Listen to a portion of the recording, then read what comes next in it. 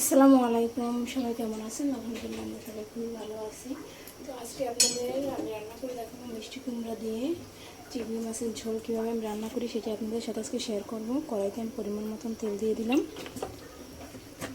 এই মিষ্টি কুমড়ার ঝোলটা কিন্তু খেতে খুবই মজা। আপনারা যদি এইভাবে ট্রাই করেন তাহলে অবশ্যই ভালো লাগবে। এবার মিষ্টি কুমড়াটা ভেজে নেবো। এটা লবণ, হলুদ আর মরিচগুলো অনেক সময় মেখে রাখছিলাম। এতে করে কিন্তু মিষ্টি কুমড়ার ভিতরে সুন্দরভাবে মশলাটা ঢুকে যায়, ঝাল ঝাল লাগে, খুবই ভালো লাগছে। এবার মিষ্টি কুমড়োগুলো আমি খুব সুন্দর করে লাল লাল করে ভেজে নেব। মিষ্টি কুমড়োটা কিন্তু আমি খুব সুন্দরভাবে লাল লাল করে ভেজে নিচ্ছি। এবার নামিয়ে নেব। একইভাবে আমি চিংড়ি মাছটাও লাল লাল করে একটু ভেজে নেব। বেশি ভাজবো না, বেশি ভাজলে দেখা যায় যে চিংড়ি মাছটা খেতেও কিন্তু ভালো লাগে না, আর একটু রাবার রাবার হয়ে যায়। একটু হালকা করে ভেজে নেবো চিংড়ি মাছটা। চিংড়ি মাছটা সবসময় হালকা করে ভাজলে কিন্তু বেশি ভালো লাগে।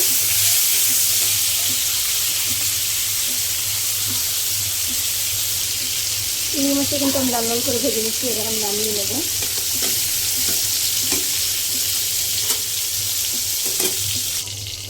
চিংড়ি মাছটা আমি নামিয়ে নিচ্ছি।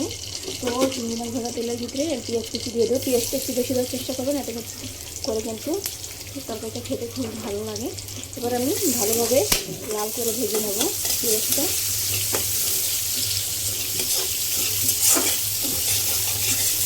বেশি হয় কয়টা কালো জিরে দিয়ে দিতে পারেন, কালো জিরে দিলে কিন্তু স্বাদটা আরও দ্বিগুণ হয়ে যায়। পেঁয়াজটাকে তো আমি লাল লাল করে ভেজে নিচ্ছি। এবার আমি দিয়ে দেবো আদা রসুন বাটা। আদা রসুন বাটা ভাজা হবে। তো ইচ্ছে করলে পেঁয়াজ দিয়ে তারপর রান্না করতে পারেন আপনারা।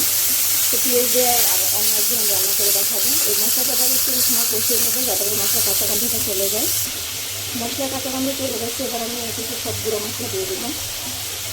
জিরা গুঁড়া, হলুদ গুঁড়া, মরিচ গুঁড়া। মরিচটা একটু কম দেওয়া, মিষ্টি কুমড়া বেশি ঝাল হলে কিন্তু ভালো লাগে না। ওই জন্য কিন্তু মিষ্টি কুমড়া ঝালটা কম দেওয়ার চেষ্টা করবেন। স্বাদ মতো লবণ।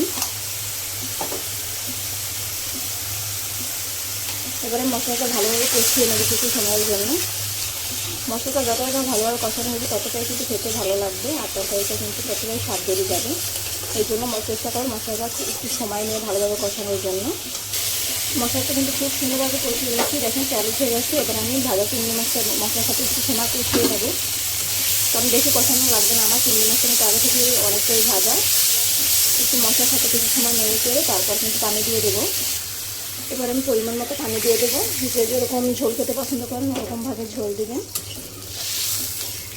তো আমাকে একটু ঝোল ঝোল রাখবো, এই জন্য পানিটা একটু বেশি দিচ্ছি। যদি ঝোল কম খান ওই ক্ষেত্রে একটু পানিটা কম দিবেন। তো বলক উঠে গেলে তারপর আমি মিষ্টি কুমড়াটা দিয়ে দেবো। ঝোলে কিন্তু বলক উঠে গেছে। এখন আমি দিয়ে দেবো মিষ্টি কুমড়াটা, ভাজা মিষ্টি কুমড়াটা।